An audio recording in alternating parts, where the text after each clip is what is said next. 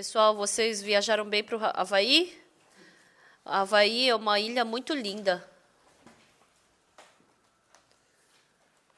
Então, em 2007 ou 2008, nós tivemos acampamento no Havaí. Naquele tempo, nós tivemos muitas dificuldades. O Havaí, porque pertencia aos Estados Unidos, então todo mundo tinha que ter o visto dos Estados Unidos. E a gente pediu para a Embaixada dos Estados Unidos para que pudesse dar visto para cada um dos estudantes. Mas, naquele tempo, nem todos os estudantes tinham uma condição financeira para poder tirar o visto dos Estados Unidos. Então, o acampamento do Havaí estava diante da gente e a gente não tinha muita experiência naquele tempo sobre acampamento. E a gente teve vários problemas.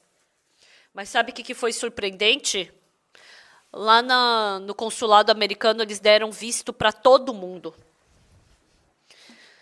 Se não tivesse cometido nenhum crime nos Estados Unidos, então todas essas pessoas puderam receber visto.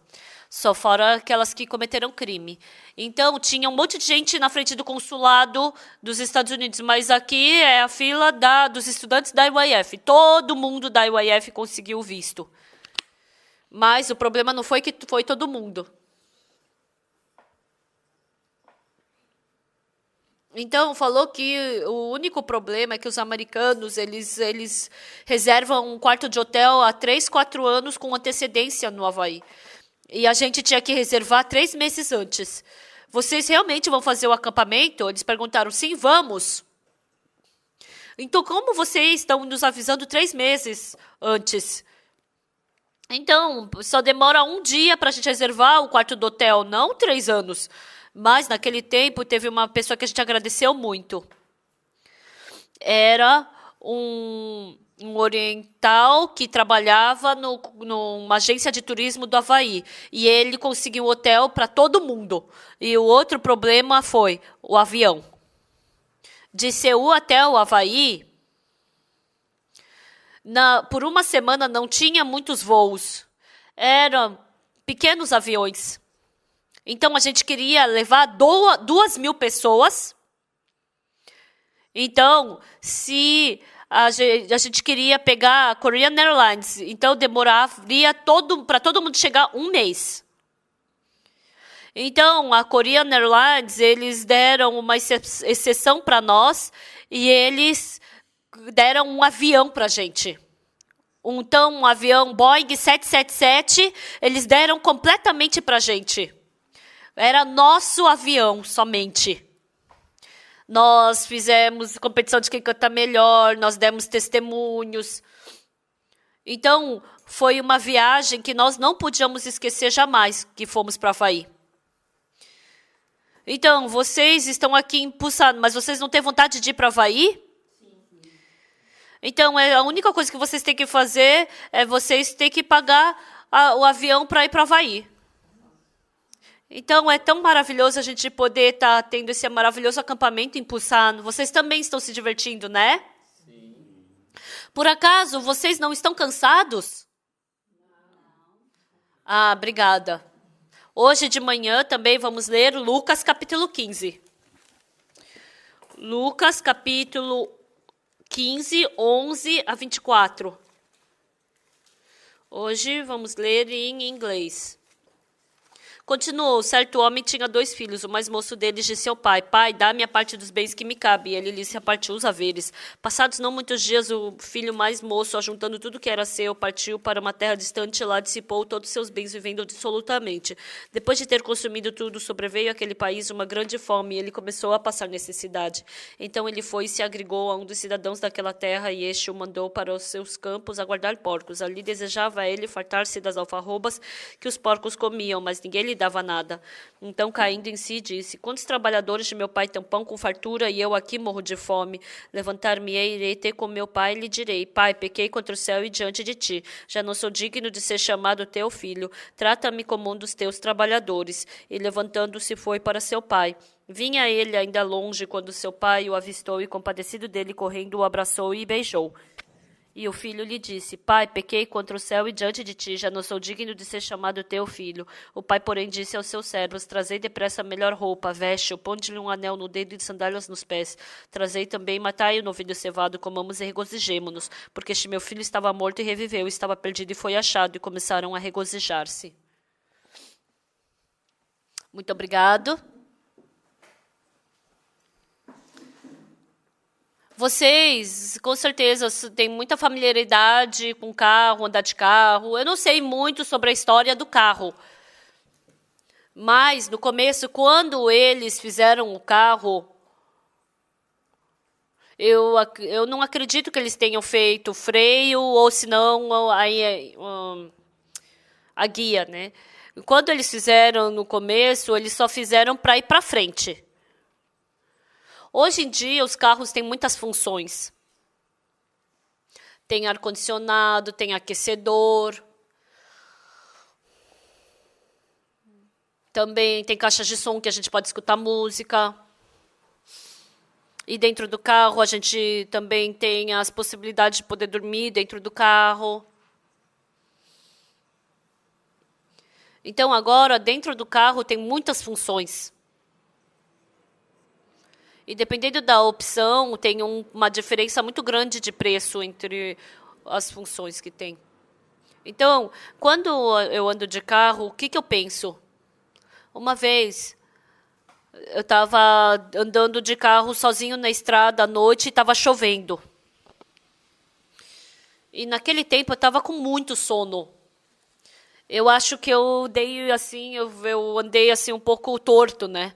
Aí, de repente, no carro apareceu o desenho de um café.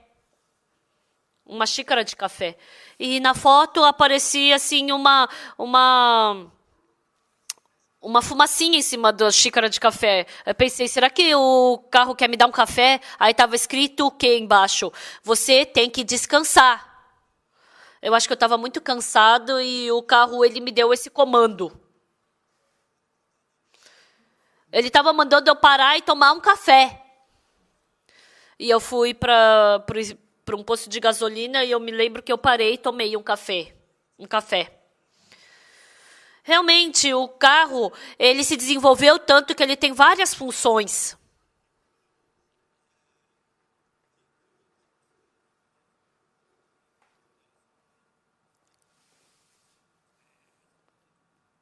E também, hoje em dia, tem um controle no carro que você coloca uma velocidade e esse carro continuamente vai nessa velocidade. Mesmo que eu pise no acelerador ou no freio, ele somente vai sozinho, com essa velocidade. Então, eu tenho um carro na minha frente. E o meu carro se aproximando do carro da frente, ele vai diminuindo a velocidade. Para que eu não bata no carro da frente, ele vai diminuindo a velocidade sozinho. Com certeza, eu tenho que estudar sobre o meu carro, mas eu não estudei nada sobre ele. Eu somente entrei, dirigi, desci. Mas quando eles fizeram um carro, eles colocaram muitas funções nele. Então, o pastor Park Yong-ju, que dirige o carro conosco, ele falou assim, nossa, esse carro é mais inteligente do que eu. Então, dentro do carro tem muitas funções assim. Então, tem muitas vezes que a gente, dirigindo esse tipo de carro, a gente pode passar por muitos desconfortos. Quem fez isso? A pessoa que fez o carro. Todos os dias ele estuda, ele pensa, é melhor, a capacidade de frear melhora também o conforto. Então, em todas as condições, o carro vai melhorando. Então, Deus, ele fez vários planos pelo ser humano. No começo, ele somente fez um carro que corria para frente. Mas, quando surge um problema na frente, a gente vira o volante, ou senão, às vezes, a gente tem que dar ré. A gente tem que dar ré, também fez o freio. E assim foi melhorando todas essas partes que o carro foi melhorando para ser utilizado. Quando eu leio a Bíblia, uma coisa que eu sinto, dentro da nossa vida, Ele sabe da nossa fraqueza, Ele sabe que nós somos tentados pelo pecado, Ele sabe que rapidamente nós caímos no pecado. Porque Deus sabe de todas essas coisas sobre nós, dentro do nosso coração. Quando surgem esses problemas, a gente pode ver nós podemos ultrapassar esse problema. Ele nos fez dessa forma. Então, mais do que aquele que fez o carro, Deus é muito mais sábio, aquele que nos criou.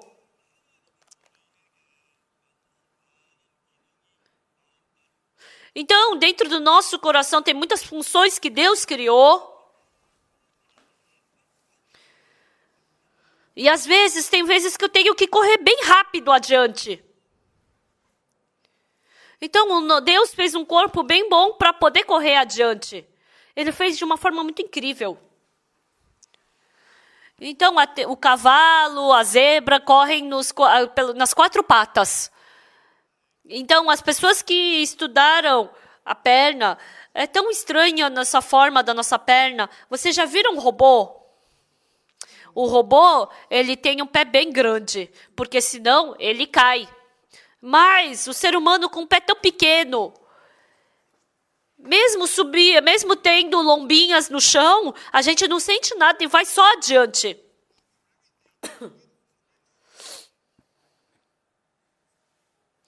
Os africanos dizem que a mão esquerda mexe coisa suja.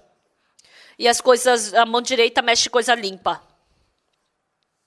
Levantem a sua mão esquerda uma vez. Mexa no seu pé.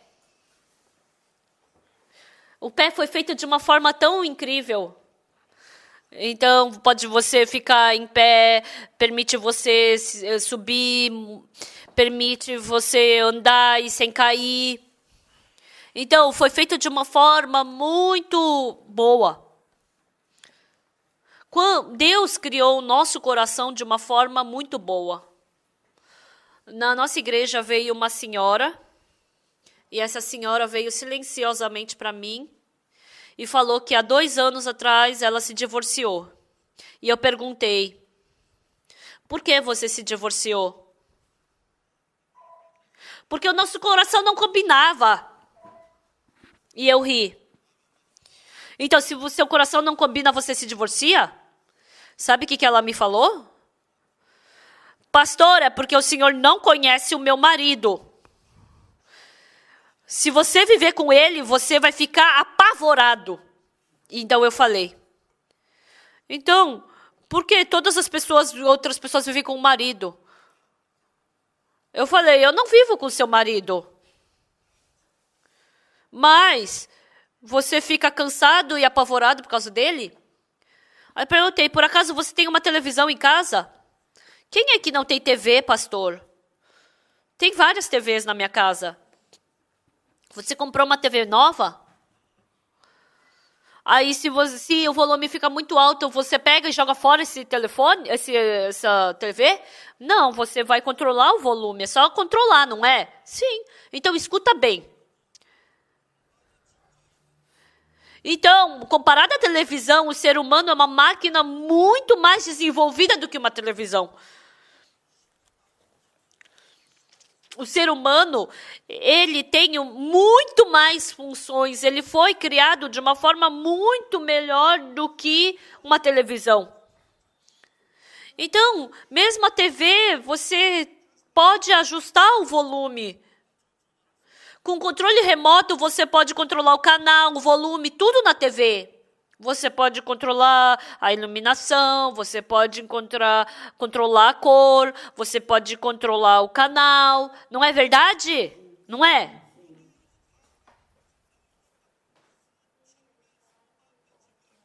Mas o ser humano, ele foi feito milhares, milhões de vezes melhor do que uma televisão.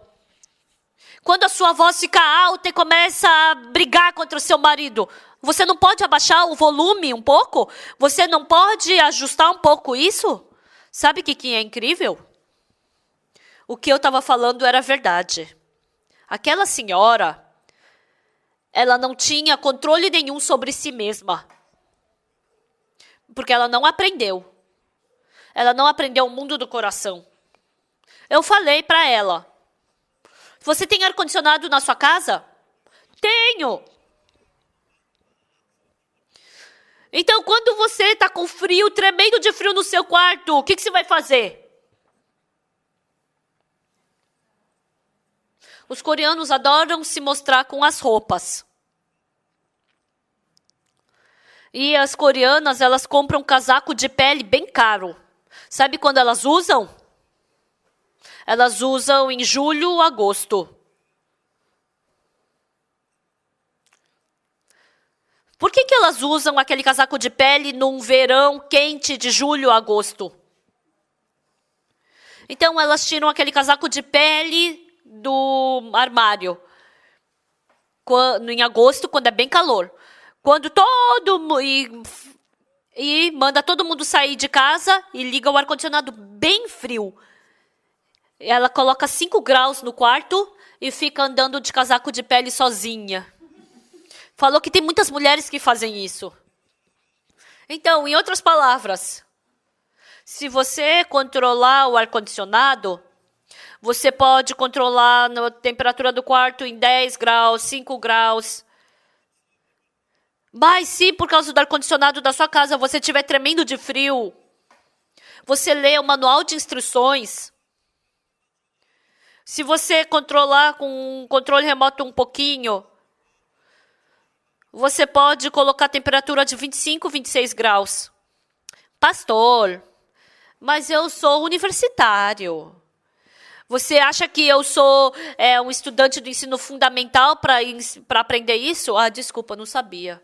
Desculpa, eu acho que eu estou falando muito sobre essas coisas com universitários, né? Todos vocês sabem disso, não é? Por mais que você não saiba, se você pegar o controle remoto, você vai poder controlar a temperatura do ar-condicionado, não é verdade? Quem não sabe fazer isso, levanta a mão. Eu vou te comprar um leitinho e vou ficar te ensinando. Então, você tem que tomar leite, quem não sabe, tem que mamar. Porque é muito criança, entendeu? Porque não sabe fazer isso. Somente umas crianças de 4, 5 anos não conseguem fazer isso, entendeu? A gente sabe dirigir carro, a gente sabe tocar piano. Hoje de manhã veio uma pessoa que tocou corneta aqui, né? Nossa, foi um som muito suave. Então, com computador, carro, as pessoas sabem fazer muitas coisas. Mas uma coisa que vocês não sabem fazer, tem uma coisa muito melhor, muito mais importante do que isso, é controlar o seu coração bem. Então, se a televisão está com volume muito alto, você tem que abaixar. Se não deixem a televisão ficar com um brilho muito forte, o seu olho vai ficar ruim. Quando você assistir televisão, você sempre acende a luz para assistir TV. Entenderam? Se vocês apagarem todas as luzes e ligar só a TV, porque a luz da TV vai iluminar muito forte, vai estragar toda a tua visão. Por mais que seja noite, você tem que acender todas as luzes para assistir com a luz acesa. Então, quando você vê TV, você pega o controle, você pode controlar o volume, pode controlar o brilho, pode controlar o canal. Então, tem duas funções dentro do seu coração. Tem a função do seu corpo. Vê se enxerga com seus olhos, escuta com seu ouvido, toca com a mão, essas coisas. Eu espero que vocês não me entendam errado. Quando você vê a flor, não é o seu olho que percebe aquela coisa agradável. Não é o olho que percebe a beleza da flor. Não são os seus olhos que enxergam isso. Para a gente poder enxergar aquela flor, a gente não tem que seguir aquela flor. Mas é a luz que manda para a flor. E aquela luz entra nos seus olhos. E o seu olho simplesmente recebe aquela luz e recebe a imagem da flor e manda para o seu cérebro. E se isso for concretizado no seu cérebro, então, por mais que seus olhos sejam bons, mas se você não sente isso no seu cérebro, você é como cego.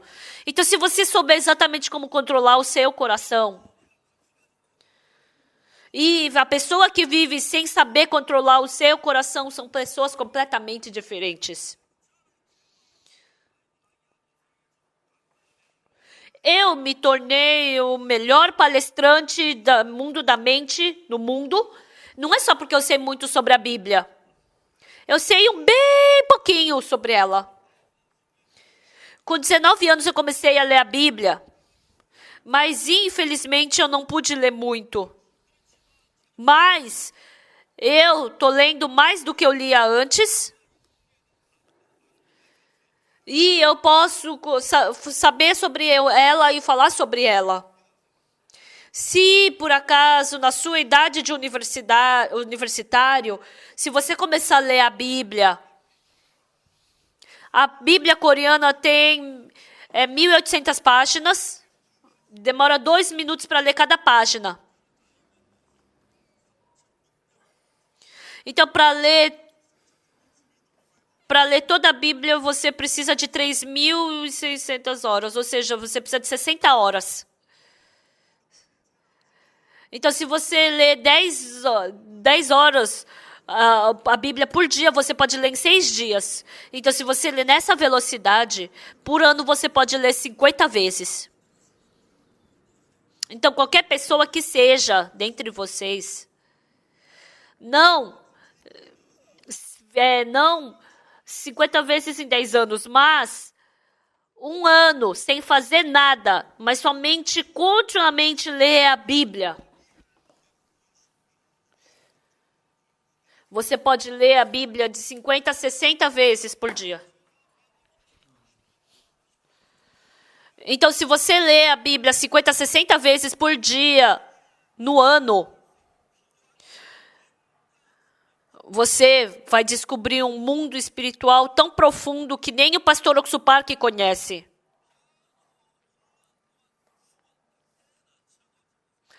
Por mais que você toque piano 1 ano direto, você nunca vai se tornar o melhor pianista do mundo. Por mais que você mexa tanto no computador por 1 ano, você não vai se tornar o melhor do mundo. Mas uma coisa que eu quero te dizer exatamente. Se você ler direto a Bíblia por 1 ano,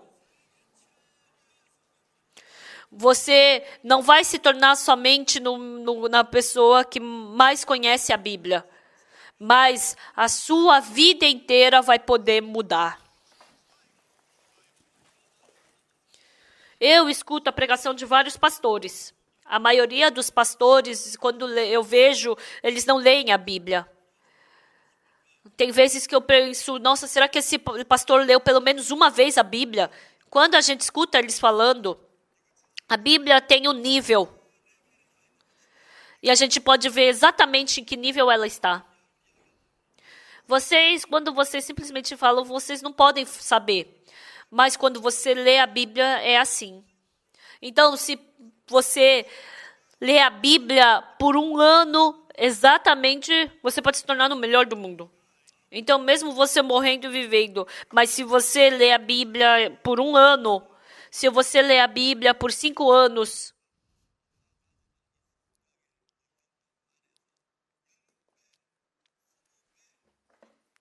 vocês podem entrar no mundo bem mais profundo, 10, 20 vezes mais profundo do que o pastor Oxupar está. Então, você pode se tornar numa grande autoridade sobre a Bíblia. Você vai ser reconhecido em qualquer lugar do mundo como uma pessoa que conhece a Bíblia. Então, a Bíblia, ela tem várias funções. E hoje eu não vou poder falar sobre todas elas, eu vou falar somente de uma. Então, o filho mais novo, ele pediu a parte dos bens que lhe cabia e foi para uma terra distante e viveu dissolutamente. Antigamente, tinha uma palavra de prostituta. Então, uma prostituta, né, uma meretriz, não se torna somente meretriz do nada. Ela tem que ter um rosto bonito, não é? A prostituta, quanto mais jovem, mais valiosa ela é.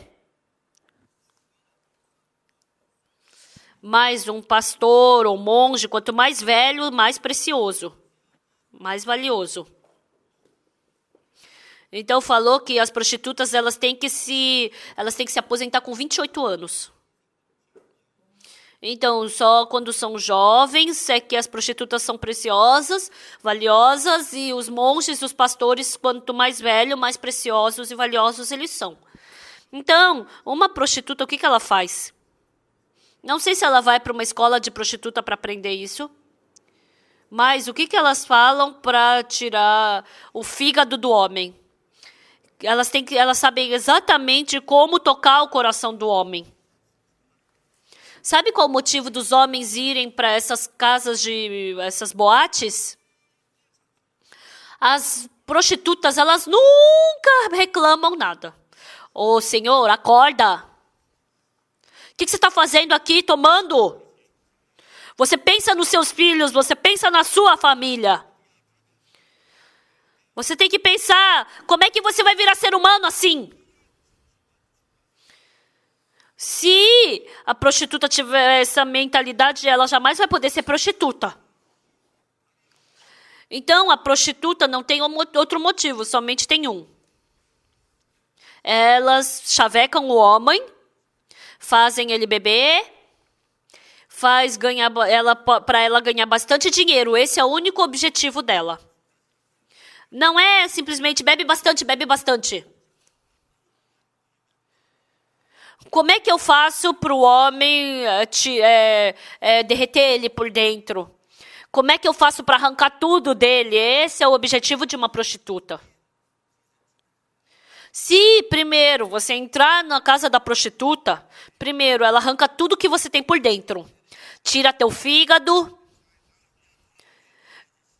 tira todos os seus intestinos e começa. Aí você fica fora de si. Você fica fora da casa e aí ela começa a trabalhar. Então, esse filho pródigo, ele foi para uma terra distante.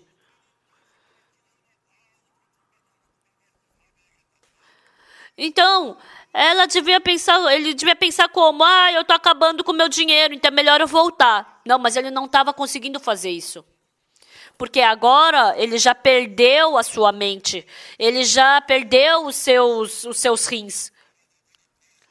Então, porque ele já não estava mais conseguindo pensar, ele perdeu todos os seus bens. E agora, esse filho mais novo, ele se tornou como uma bola de futebol. Sabe o que significa ser uma bola de futebol?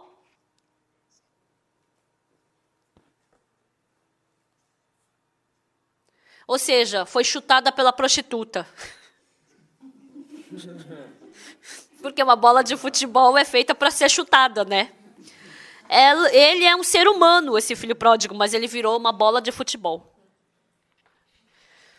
Então, tem aquelas pessoas que às vezes vão para essas boates e são chutadas pela prostituta. Essas pessoas a gente chama de bola de futebol. Tem pessoas que são ser humano, mas são bola de futebol. Quando se torna bola de futebol? Quando tem dinheiro, não é bola de futebol. Quando tem dinheiro, recebe todo o respeito desse mundo. Mas quando você não tem mais dinheiro, você se torna uma bola de futebol. Então, quando o homem vai para uma boate, a prostituta nunca briga ou repreende ele. Qualquer coisa que ele diga, ela sorri e fica feliz, aceitando tudo que ele diz. Então, os homens que vão para os boates são porque a esposa fica reclamando. Cala a boca, não quero mais te escutar. Mas você tem que me escutar, cala a boca. E aí, para onde que ele vai? Vai para boate. Porque a prostituta nunca reclama nem repreende. Eu estava te esperando. Fala tudo, ela sabe exatamente o que fazer para te derreter por dentro. Então, eu acho que na escola de prostituta tem essas aulas. O que você fala para derreter ele por dentro? O que você fala para tirar o fígado desse homem? Então, aí ele fica todo derretido e ele perdeu o seu fígado, perdeu tudo, seu intestino, e agora se tornou uma bola de futebol. E aí, quando saiu pobre. Não tem dinheiro, não tem trabalho, e ele foi trabalhar para cuidar dos porcos. Ninguém deu nada para ele comer. E ele comendo as alfarrobas dos porcos, ele viveu cada dia assim. E cada dia ele devia se arrepender. Se eu não tivesse dado dinheiro para aquela prostituta aquela vez.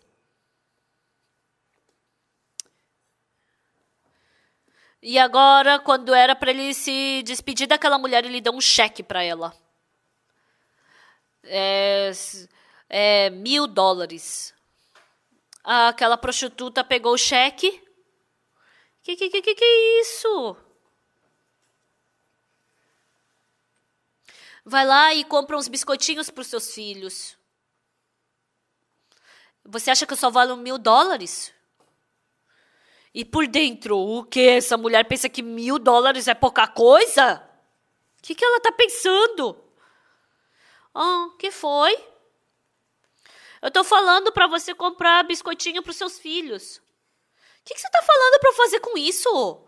Mas quanto você quer? É $1.000. Ele ficou assustado. Isso é $1.000? Você escreveu errado aqui. Esqueci de colocar mais 2 zeros. Mais 2 zeros. Aí virou $100.000. Brincando. Então é assim que ele perde todo o dinheiro. Eu acho que eu estive lá. Parece que eu estive lá, né? Não, eu nunca estive lá. Eu nunca tive tempo.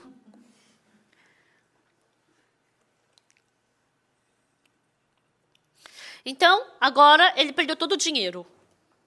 E aqui tem uma coisa importante. Então, a Bíblia está falando o quê?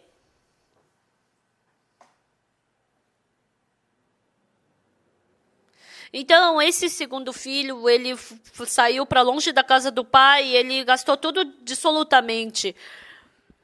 E agora ele perdeu tudo e ele não tinha mais o que comer. E ali, ele estava cuidando dos porcos e estava com muita fome. E aqui tem uma palavra incrível. Caindo em si. Caindo em si.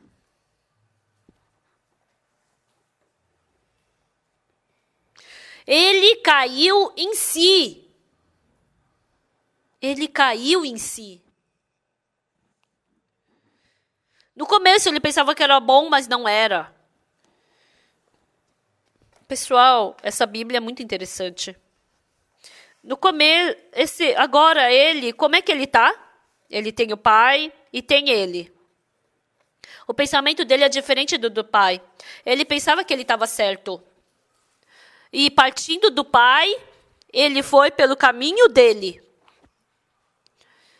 Ele pegou os bens e foi para uma terra distante, viveu de uma forma dissoluta e viveu com as meretrizes. E agora ele gastou todo o seu dinheiro e foi para prostituta e foi para um chiqueiro. E aí, o que aconteceu? Caindo em si. Caindo em si, ele voltou. Ele voltou e começou a caminhar em direção ao seu pai novamente. Pessoal, isso é uma coisa muito importante. Então, essa palavra não é somente a da que vai para casa da prostituta, né? Mas é uma palavra que Deus está falando para todas nós. E em Isaías 53, 6, está escrito: pois todos nós andávamos como ovelhas desgarradas, cada um pelo seu próprio caminho. Então, na Bíblia, depois que Deus criou o homem, o ser humano não foi pelo caminho de Deus. Ele seguiu o seu próprio caminho. No caminho de Deus tem paz, tem felicidade, tem bênção. Mas recebendo a tentação de Satanás, indo pelo seu próprio caminho,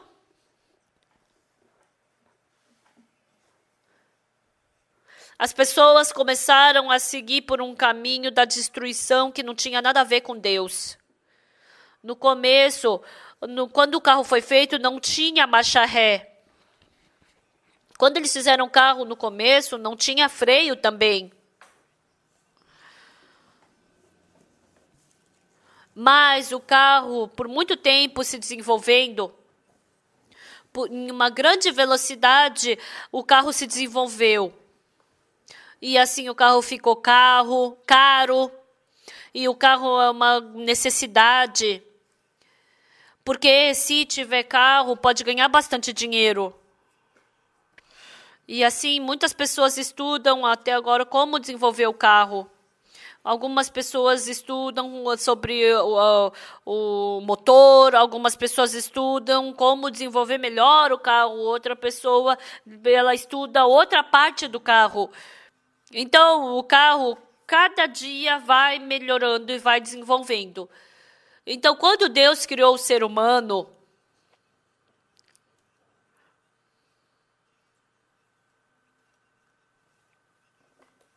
então, no começo, quando eles fizeram o carro, eles fizeram só o motor e fizeram o volante.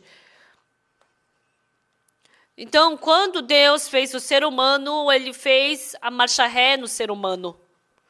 Então, nós estávamos no caminho que eu estava caminhando agora. Se eu perceber que é um caminho errado, que é um caminho mau, que é um caminho que não é para eu seguir, ele fez para que eu pudesse voltar a qualquer momento. Independente da direção que eu vá, independente da velocidade que eu vá, independente da imagem que eu tenha. Quando eu sinto que esse caminho está errado, Deus, ele fez essa marcha ré no ser humano para ele poder voltar a qualquer momento. Mas Satanás, para que a gente não possa voltar, ele faz eu pensar que todos os meus caminhos são corretos. E faz com que eu pense que todos os meus caminhos são caminhos bons. E porque eu penso que esses meus caminhos são bons, eu não quero voltar desse caminho que eu estou. Se por acaso, se você viver uma vida sofredora como segundo filho, se você trocar a sua vida e voltar para Deus, trocar o caminho e voltar para Deus, aqui a gente pode ver o filho pródigo voltando para o pai e recebendo uma grande bênção. No momento em que ele voltou para o pai, acabou a sujeira.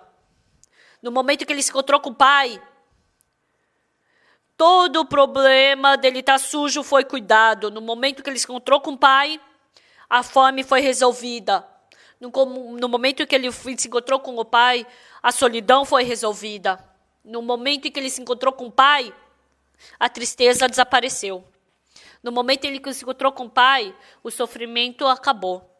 No momento em que ele se encontrou com o pai, tinha felicidade, tinha amor, tinha a barriga cheia, tinha coisas boas, tinha roupa boa. Ele tinha todas as coisas.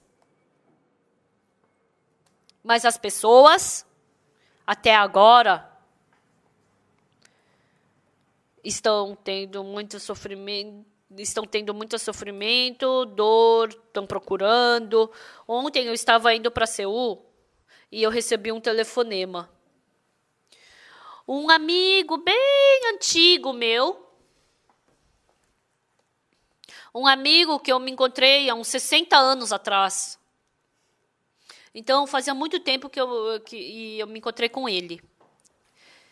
E esse amigo começou a contar a sua história.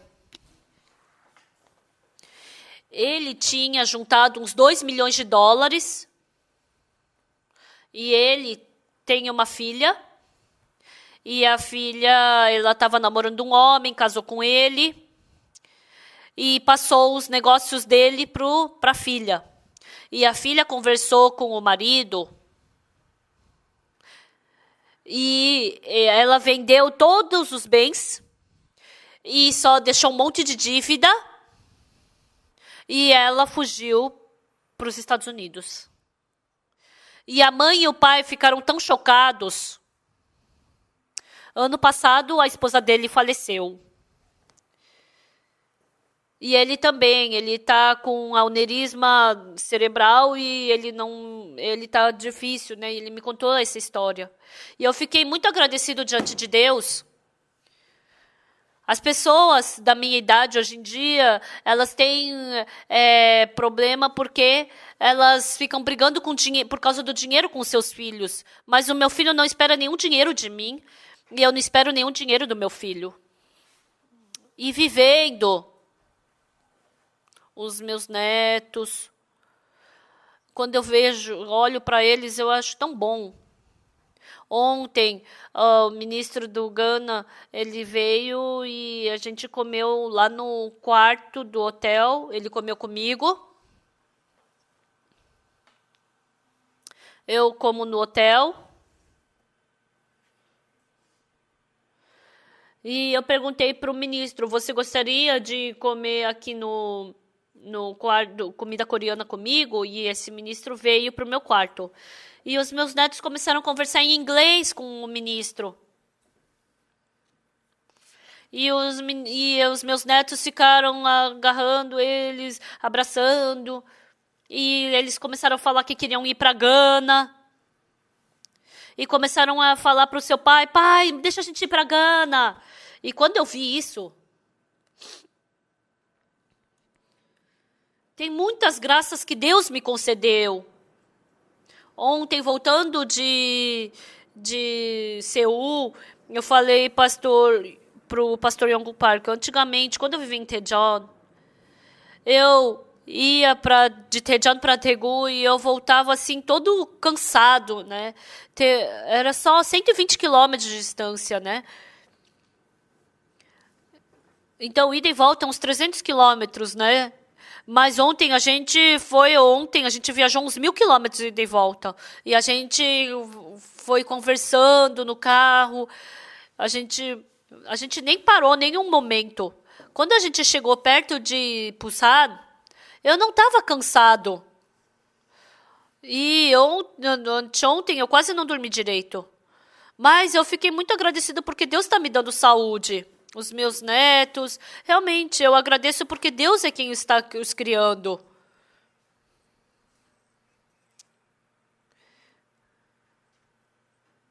Então, assim como esse filho pródigo, eu também tive um dia que eu voltei. Eu era exatamente como esse filho pródigo. Eu pensava que eu era bom, eu pensava que eu era inteligente, eu pensava que eu era bom. Mas no mês de maio de 1962, eu acredito que Deus me emprestou os seus olhos. Até agora, numa forma diferente de como eu tinha me visto até agora, Deus me mostrou isso. Eu pensava que eu era inteligente, que eu era bom, mas eu descobri essa minha pessoa má. Eu descobri essa minha pessoa insensata. Eu descobri essa minha pessoa tola.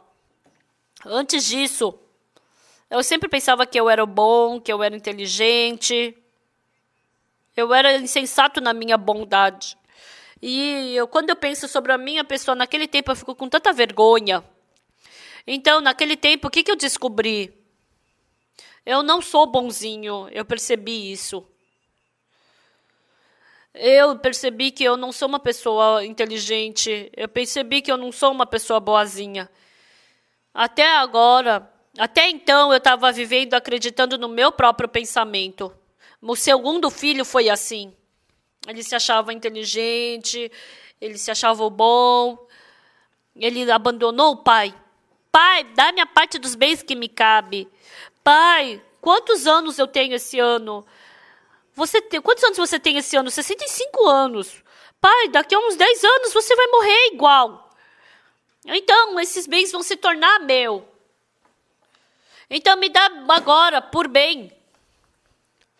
Então, o pai não conseguiu vencer o filho. E deu as partes dos bens para ele. E o filho pensou que ele poderia trabalhar bem. E ele pegou a parte dos bens que lhe cabia e foi para uma terra distante. E ele queria ir para uma terra distante para trabalhar, porque ele tinha bastante dinheiro. Pela primeira vez, indo para uma terra distante, o coração dele partiu. Aí, hoje à noite eu vou para boate. Acho que não vai ter problema eu brincar com as meretrizes, com as prostitutas hoje. Ele, com certeza, não queria viver a vida inteira numa boate. Porque ele tinha que ter um grande negócio. Eu não vou ter tempo de poder beber depois. Então, eu vou beber um pouco, eu vou cantar com as prostitutas. Eu vou só passar uma noite aqui e depois vou embora. Eu tenho um monte de dinheiro mesmo. E daí, se eu brincar uma noite só, não vai mudar nada. Então, sem pensar, ele foi para a boate para beber. Mas as prostitutas sabem que esses tolos vêm. E elas colocaram aquela fita adesiva dupla face no chão. Sentou com o filho mais novo no chão e ele não conseguia se levantar dali. Ele tinha que ir embora para casa. Tinha que ir embora. Mas ele se grudou naquela fita adesiva dupla face. Eu tenho que ir para casa. Ai, nossa, eu já gastei tudo isso com as prostitutas. Ai, só sobrou isso. Ai, só sobrou isso. Ai, só sobrou isso. Ai, meu Deus, só sobrou isso. Eu tenho que voltar para casa. Tenho que voltar para casa. Qual é a fita adesiva dupla face mais forte desse mundo? Eu não sei, mas eles usaram uma bem cara. Por mais que ele tentasse se levantar dali, não conseguia. Eu tenho que ir para casa, eu tenho que sair da casa dessa prostituta, eu tenho que sair, vai acabar meu dinheiro. E no final, acabou todo o dinheiro, até se tornar numa bola de futebol. E a fita adesiva não desgrudou dele. Isso está escrito exatamente no diário do filho pródigo. Vocês leram? Não leram, né? Então, o segundo filho, tá escrito o que na Bíblia? Caindo em si. Disse, quantos trabalhadores de meu pai têm pão com fartura? E eu aqui morro de fome. O segundo filho, ele partiu do caminho do pai e seguiu seu próprio caminho. E ali tem um espírito mau que trabalha. Uma vez, uma irmã da nossa igreja, ela me ligou. Pastor, tem uma pessoa que é como irmã para mim. Você poderia se encontrar com ela uma vez? Eu falei, sim, claro. E eu marquei um encontro com ela. Eu moro em Seul. E ela vive em Busan. E ela pegou um trem-bala e veio até Seul. E eu conversei com ela. Hoje em dia, essa senhora continuamente tem o pensamento de querer se matar. O que ela falou? Ela fazia designs de roupa e vendia. Porque os designs de roupa dela eram muito bonitos. Ela vendia muita roupa. Então, como ela estava muito ocupada no trabalho, o irmão mais velho dela veio ajudá-la no trabalho. A mãe também veio ajudá-la. E com esse dinheiro compraram um edifício. Estavam indo muito bem. Mas tinha uma vidente muito próxima a ela, e essa vidente veio e falou. Expulsa sua mãe e seu irmão mais velho. Ninguém pode te ajudar. É o que a vidente falou. E ela pensou: não, como eu vou mandar meu irmão embora? Não dá. Eu não consigo expulsar meu irmão. Por causa de quem que tá tudo indo bem? Se você não me obedecer, você vai perder tudo. Diz que o espírito falou isso para a vidente. E essa senhora, contra sua vontade, expulsou sua mãe e seu irmão. Mano, tem uma situação. Por favor, você poderia sair da minha companhia? O irmão mais velho ficou muito bravo. Eu não vim aqui por minha causa. Eu vim aqui por tua causa. Eu me demiti do meu outro trabalho para vir te ajudar. Mano, desculpa. Tem um motivo que eu não posso falar. Qual é o motivo, por acaso, que você não pode falar? Mano, por isso que eu não posso te falar. Desculpa. E ela mandou o irmão dela embora. E eles ficaram inimigos e mandou a mãe também embora. E agora ela estava trabalhando sozinha. E aquela vidente falou e ela fazia tudo que mandava. E pensou que o negócio ia bem. Mas o negócio começou a fracassar. E ela começou a ter dívidas. E assim os agiotas começaram a vir atrás dela. Todos os dias ela fugia dos agiotas. Todos os dias os agiotas apareciam. E ela sempre estava fugindo. E naquele dia, até as 2 horas da manhã, ela não conseguiu dormir por causa dos agiotas. E naquele tempo, ela escutou uma voz, um barulho. Você não está cansada? Você está muito cansada, não é? Ninguém a conhecia. Ela ficou tão agradecida porque alguém reconhecia que ela estava cansada e estava consolando ela. Ela não sabia se era uma voz que saía de dentro do coração dela ou quem estava falando. Mas aquela voz parecia tão quente para ela. Quando ela escutou essa palavra, estava dando tanto consolo. Ela sentia um calor dentro dela. Essa palavra dentro dela. E aí ela continuou conversando. E aí esse espírito falou: eu vou te dar descanso. Eu vou fazer você ficar em paz. Ela não sabe quem é que estava falando, se era o coração dela. Ela não sabia quem estava falando, mas essa palavra estava envolvendo o coração dela. Abre a janela do teu apartamento. E ela abriu a janela. Era 2 da madrugada. Estava bem escuro à noite e as luzes ficavam iluminando como estrelas. E leva uma cadeira para frente da janela. E ela colocou: agora sobe na cadeira. E agora se joga da janela. Porque as pessoas vivem para morrer.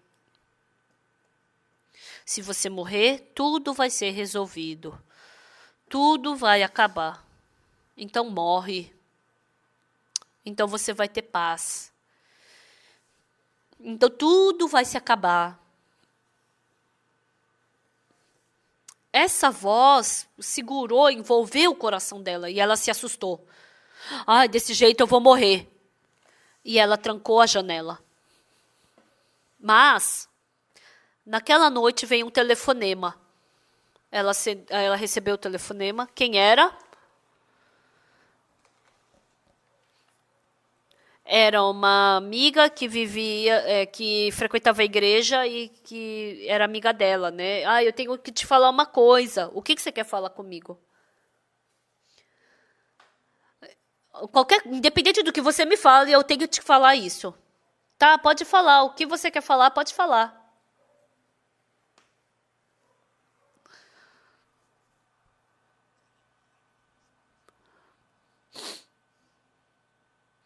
Ela falou que aquela senhora, ela tinha muita vontade de falar uma coisa para ela, mas não podia falar porque ela tinha medo. Aí um dia ela pensou: qualquer coisa que seja, pode me falar.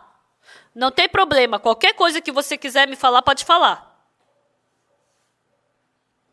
E ela falou no telefone: você poderia vir se encontrar com o pastor? Sim, eu vou me encontrar com ele.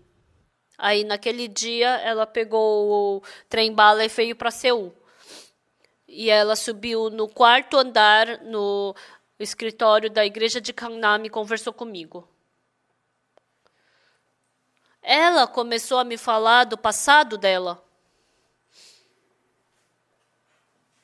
Ela teve um bebê, e quando esse bebê tinha 1 ano,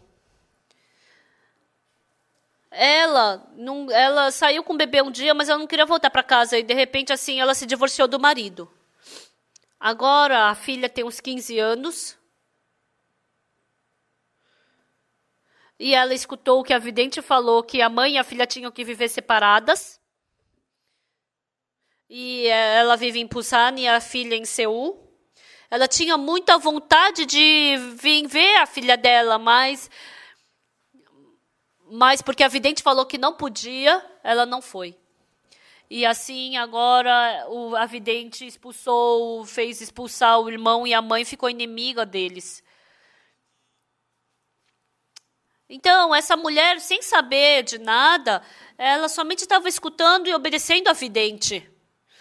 E quando eu escutei tudo isso, eu sabia exatamente. Esse espírito mau, para essa mulher, para levar ela para o inferno eterno, estava conduzindo ela para se matar. Se ela tivesse um marido, quando ela quisesse se suicidar, ela não ia poder se suicidar. Se a filha tivesse com ela ia olhar para a filha e não ia poder se suicidar. Se o irmão tivesse perto dela, se a mãe tivesse com ela, ia ser difícil dela se suicidar. Então, o espírito mau estava arrastando ela para se suicidar e levar ela para o inferno eterno. Então, por vários anos, esse Satanás ficou trabalhando para cumprir o plano dele. E eu falei para essa senhora: nesse mundo existem 2 espíritos. Tem o espírito mau e tem o espírito bom. O espírito mau faz você ficar longe, você se distanciar das pessoas e te arrasta para o pecado e para a cobiça. E faz você cometer muitos pecados, para que você tenha fardo de ir para diante de Deus. E naquele dia eu falei para ela sobre a verdade de Jesus Cristo. Essa senhora me falou: eu vou acreditar na próxima vez. E eu falei para ela: não, senhora. Satanás, agora ele tem um plano para você. Por isso, ele está fazendo de tudo para você postergar a hora de você acreditar em Jesus Cristo. Então, se você for embora, você vai chegar numa posição de somente morrer. Não pode. Você tem que acreditar em Jesus agora. Não, pastor, da próxima vez, com certeza eu vou acreditar. Eu falei: amanhã você tem tempo? Amanhã você vai ser um defunto. Eu falei para ela. Aos meus olhos eu podia ver claramente. Mas ela não sabia porque ela tinha se divorciado. Ela não sabia por que a vidente fez ela ficar longe da filha. Ela não sabia porque ela expulsou o seu irmão e a mãe. Foi porque a vidente falou isso. Esse espírito mau queria levar ela para o inferno eterno. Então, fez isso com ela. Se o irmão tivesse com ela, se a mãe tivesse com ela, se a filha tivesse com ela, se o marido tivesse com ela, então ia ser difícil ela se suicidar. Então, para fazer ela facilmente poder se suicidar, o espírito mau fez com que todas as pessoas se distanciassem dessa mulher. Quando eu via, eu pude ver claramente que o demônio estava levando ela para a eterna destruição. E eu falei para aquela senhora: Senhor, acredite em Jesus. Eu vou acreditar na próxima vez. É porque agora eu não tenho tempo, mas a próxima vez eu vou acreditar. Tem muitas coisas que eu quero falar, mas eu falei para ela, senhora, não pode. No momento em que você partir dessa porta, eu não sei o que o espírito mal vai fazer contra você.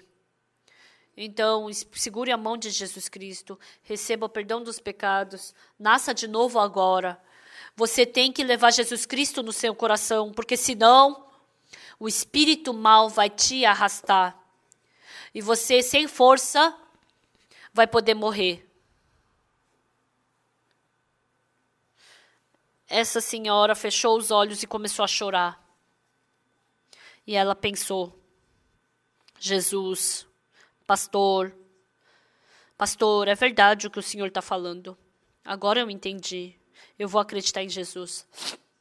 Por favor, me salve. Por favor, me conduza. E naquele dia, ela acreditou em Jesus Cristo. Ela recebeu o perdão de todos os seus pecados. Ela foi santificada e ela recebeu Jesus no coração. Ela pegou o trem-bala e voltou para Busan.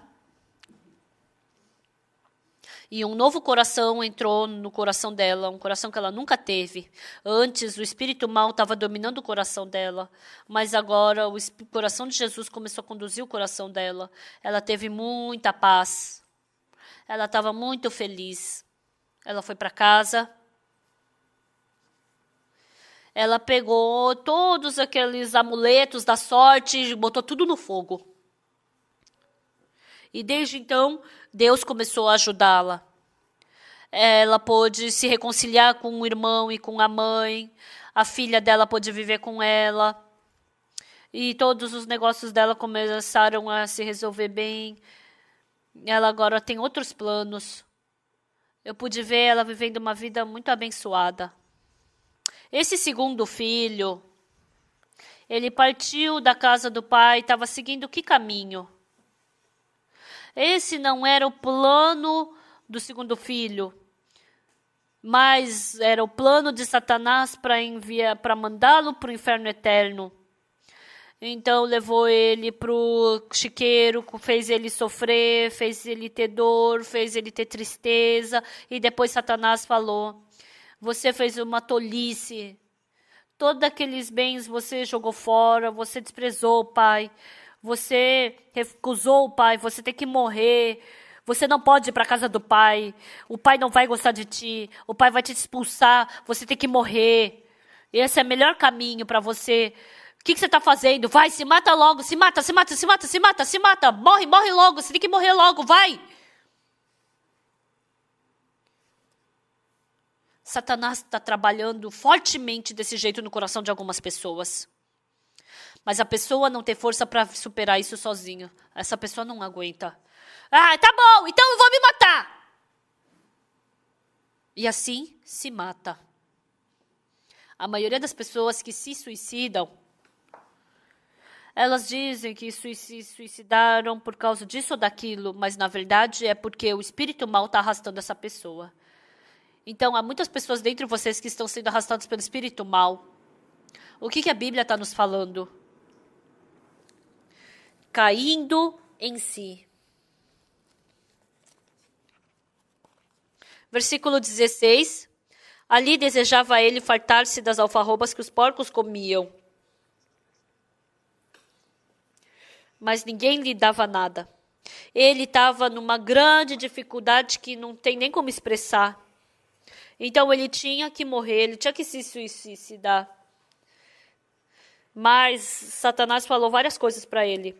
Você desprezou o pai, você rejeitou o pai, você gastou todos os bens com as prostitutas, você fez uma idiotice, você tem que morrer, você não tem que morrer, você é horrível, morre. Satanás, ele trabalhou assim dentro do coração dele. E mais do que a voz desse Satanás, ele pensou, realmente eu estava errado, eu fui muito arrogante, Eu nem sei negociar. Eu acreditei que eu podia negociar. Eu acreditei que eu era inteligente. Eu acreditei que eu era bom. Eu tenho que morrer. Ele não decidiu dessa forma. Caindo em si. O coração dele voltou para o pai. Essas são as melhores pessoas do mundo. Assim como o segundo filho, há muitas pessoas que desperdiçaram os bens dos pais, estão sofrendo, estão angustiados, mas eles não se arrependem, não voltam, não caem em si. Eles pensam que eles são bons. Eu faço bem, mas é só por uma sorte que aconteceu aquilo. É por várias razões que aconteceu aquilo. Então, eles não sabem trocar o seu coração, voltar o seu coração. Então, Deus colocou a marcha ré dentro do nosso coração. Então, porque dentro de vocês tem consciência, Ele faz eu saber o que é mal, Ele faz eu saber o que eu cometi de errado, Ele faz eu saber o erro que eu cometi e faz eu me sentir culpado. E Ele deseja com que você volte nessa hora. Então, o filho que partiu da casa do pai, ele voltou da casa, agora ele voltou para a direção do pai e os passos dele começaram a seguir pelo lado do pai. Então, o segundo filho, ele perdeu muitos bens. Ele estava no chiqueiro passando fome, estava vivendo uma vida miserável. Mas ele trocou o coração e assim, se ele puder voltar para o pai, é uma coisa tão preciosa. Mas, infelizmente, muitas pessoas passam por dificuldades e sofrimentos como o segundo filho, mas elas não voltam o seu coração. Há muitas pessoas que estão vivendo desse jeito. Há muitas pessoas que não trocam o seu coração. Então, o que a Bíblia nos diz? Esse segundo filho estava numa situação miserável. Mas para ir para um lugar glorioso, porque se esforçou, ele trabalhou esforçadamente. Não foi isso. Se partir de Deus, por mais que você faça bem, você vai acabar fracassando. Mas se você estiver dentro de Deus, por mais que pareça que você esteja fracassando, mas na verdade vai se tornar em bênção. Isso é incrível. Em 1989, pela primeira vez eu fui para Los Angeles, Estados Unidos. Naquele tempo, nosso país era muito pobre. O nosso país tinha muita dívida. Então, pelos cidadãos, os coreanos, eles não davam passaporte para a gente sair do país. Porque se os coreanos saíssem para o exterior, eles iam levar muito dólar para fora. Então, naquele tempo, eles só faziam passaporte para um grande negociante ou para uma pessoa muito importante ou diplomáticos. Em 1988, a Coreia fez uma Olimpíadas. Em março de 1988, naquele tempo, o presidente Roh ele permitiu fazer os passaportes. Somente para quem tinha mais de 45 anos podiam fazer o passaporte. Em março de 1989, foi a primeira vez que eu tive um passaporte. Eu fui para os Estados Unidos e fiz uma conferência. Eu fui para Berlim, na Alemanha, fazer conferência e assim, continuamente, depois disso, eu enviei missionários para o exterior.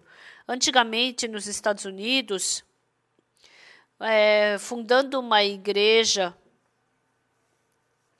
muitas pessoas escutaram o evangelho e foram espalhados para o mundo inteiro para pregar o evangelho. Naquele tempo, o evangelho estava ali e em alguns lugares na Europa. E depois que os Estados Unidos ficou independente, então, no começo de 1800, o evangelho foi espalhado por quase todo o mundo. Esse era o poder dos americanos. E através disso, os Estados Unidos se tornou no país mais forte do mundo. Mas, infelizmente, a gente não enxerga mais missionários americanos hoje em dia. E agora eles usam calça lá no meio da bunda, cabelo tingido, ficam fumando, se drogando. Agora a Coreia está com grande dificuldade. Mas, por outro lado, em 1990, a gente começou a enviar os missionários para o mundo inteiro. A gente não tem riquezas naturais, não tem recursos naturais, não tem petróleo. A Coreia não tem nenhum motivo para viver bem. Mas desde então, desde que a gente começou a enviar os missionários, qualquer coisa que a Coreia faça, dá certo.